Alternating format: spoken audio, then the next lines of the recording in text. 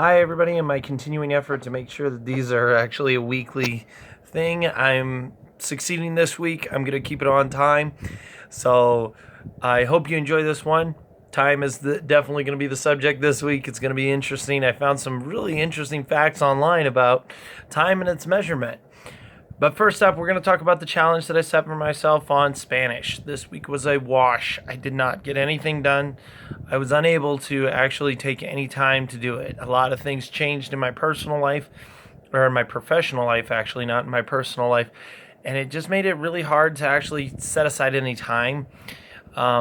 Started a new function at work, doing new things. So it's really kind of difficult to find time when you're exhausted because of the new job that you perform.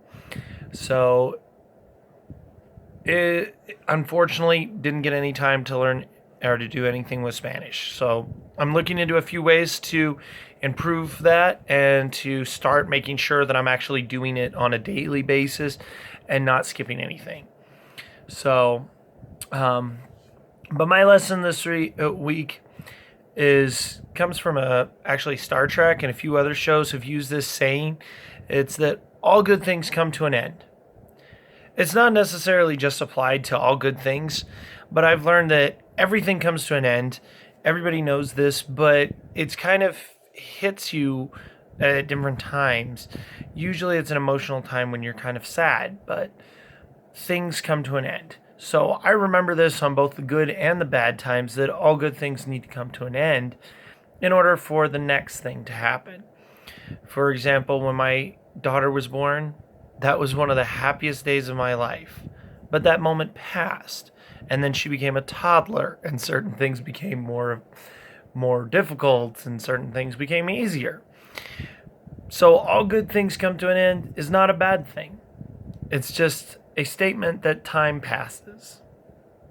So, going into our fun facts this week, did you know that the reason that clocks show the same time across all the countries and their timetables are easier to run?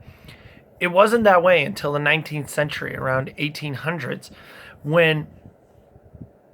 but before that, towns set their own time based on the local noon. So whenever the sun was at the height, that's when they would set their clocks.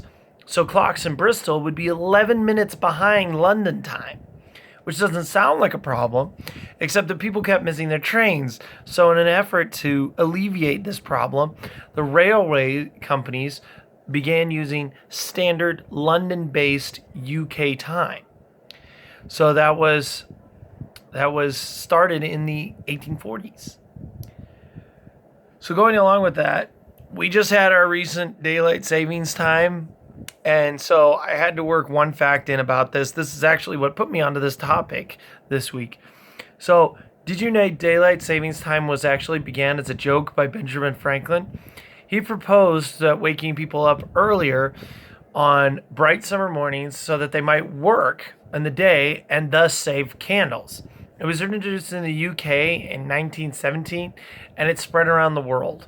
So basically, for over 200 years, Benjamin Franklin has been actually playing a joke on us. Although 1917, that's not quite 200 years. But Benjamin Franklin's joke would have made it about 200 years, because he was around the founding. I won't get into that.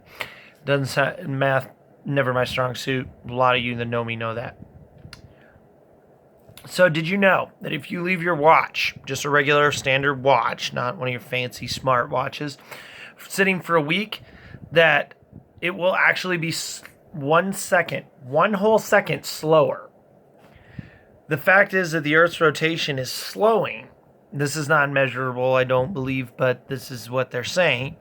And therefore the days are getting longer, which means that in our 24-hour day is slightly off.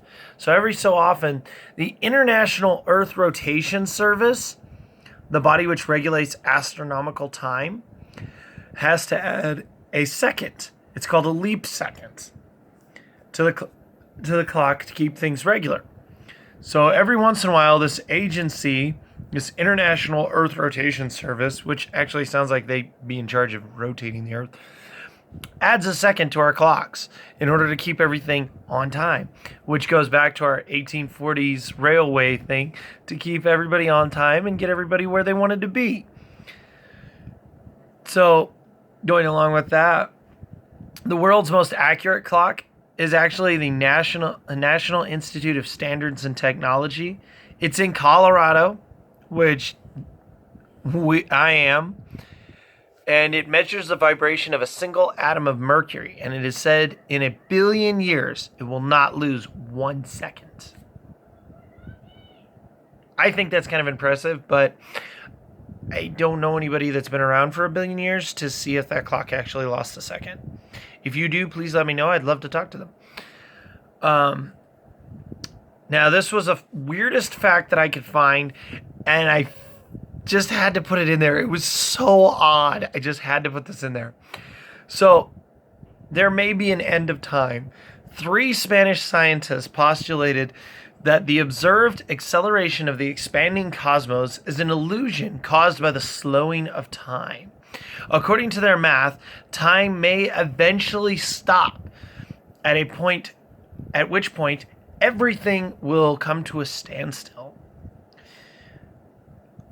I don't know about you, but time coming to a standstill, as in the Earth's rotation stopping and the universe stopping, doesn't mean that our bodies or that our persons would actually stop. It actually just means that the rotation is off now. There's no way to measure it outside of just setting a clock and saying, that's time. Which goes back to our National Institute of Standards and Technology, where that clock should be accurate for the next 1 billion years. So I think we're okay on time. But it did bring me to an interesting saying when I looked up our saying for this week. I wanted this one to be a little bit more humorous, and I definitely found it in this. So the saying is, time flies like an arrow, fruit flies like a banana. Yeah. So if you enjoyed this video, if you enjoyed the interesting facts that I found, and if you would like more information about it, please feel free to message me on Facebook. I am on there. I will gladly look anything up. If you have a topic, bring it up. I'll see if I can do it.